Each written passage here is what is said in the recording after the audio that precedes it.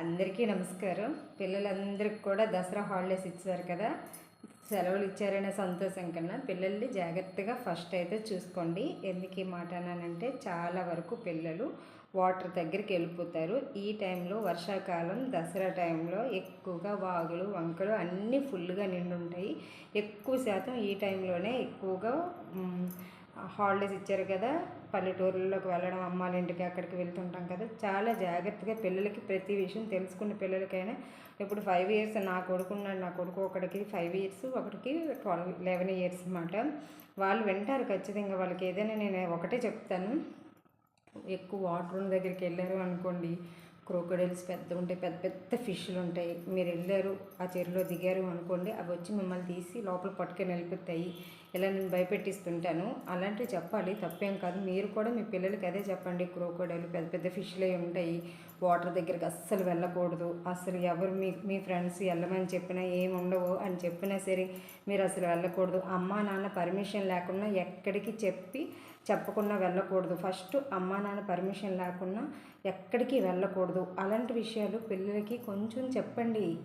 మీరు ఎప్పుడు మీ బిజీలో మీ ఫోన్లు పట్టుకోవడం, మీ ప్రాబ్లమ్స్లో మీరు అలా ఉండిపోవద్దు దయచేసి. ఎక్కువ పిల్లలకి ఇవి చెప్పకపోవడం వల్లే మెయిన్ ఇలాంటివి జరుగుతున్నాయి అన్నమాట.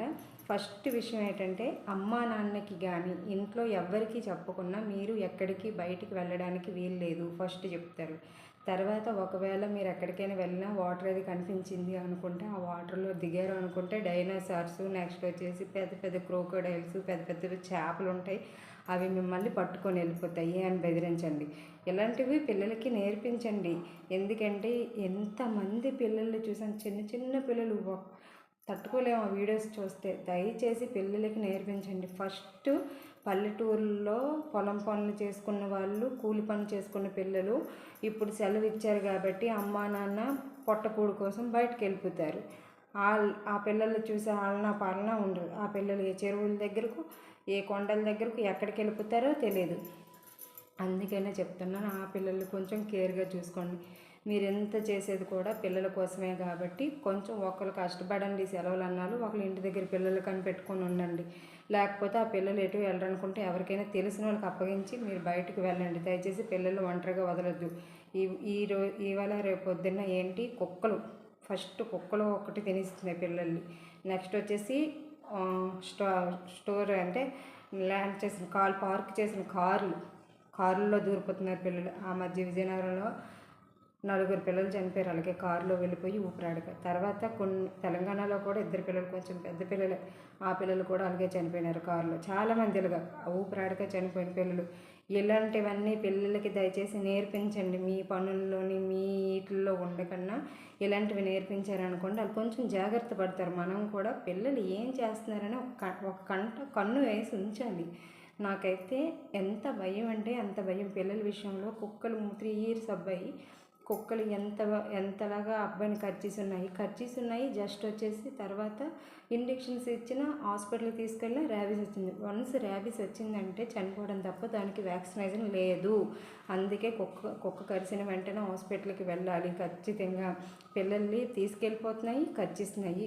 సింగిల్గా ఉంటే పెద్దోళ్ళ మీద కూడా ఈ కుక్కలు అయితే అటాక్ చేస్తున్నాయి. చాలా కేర్ఫుల్గా ఉండండి. నా 2 పిల్లలకి ఆటోకి వదులుతా అనమాట. ఆటోకి ఇంటి దగ్గరే ఆటో వస్తుంది. అయినా ఆటో వాడు మొన్న వేరే వాళ్ళది, అతను జస్ట్ ఇక్కడ ఆటో దగ్గర ఉన్నాడంటే కొంచెం దూరంలో ఉన్నాడు. ఆ పిల్లడికి పీకి తినేసిందంట, కొరికిస్తున్నదంట శుభ్రంగా, అంటే కర్చీస్ ఉన్నదంట. అప్పటి నుంచి ఆటో వాడు నేను వచ్చినంత వరకు పిల్లలు అయితే వదలడు. నేను వెళ్ళి పట్టుకొని వస్తాను పిల్లల్ని. ఇంటి దగ్గర అయినా సరే అతనికి పాపం భయం పట్టేసిన్నది.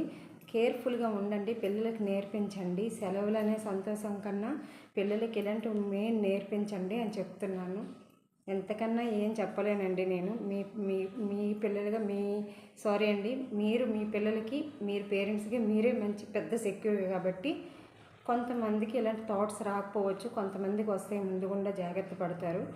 జాగ్రత్త పడండి అని చెప్తున్నాను. దసరా హాలిడేస్ పిల్లలు, పేరెంట్స్ అందరూ కూడా హ్యాపీగా ఎంజాయ్ చేయండి. నమస్తే.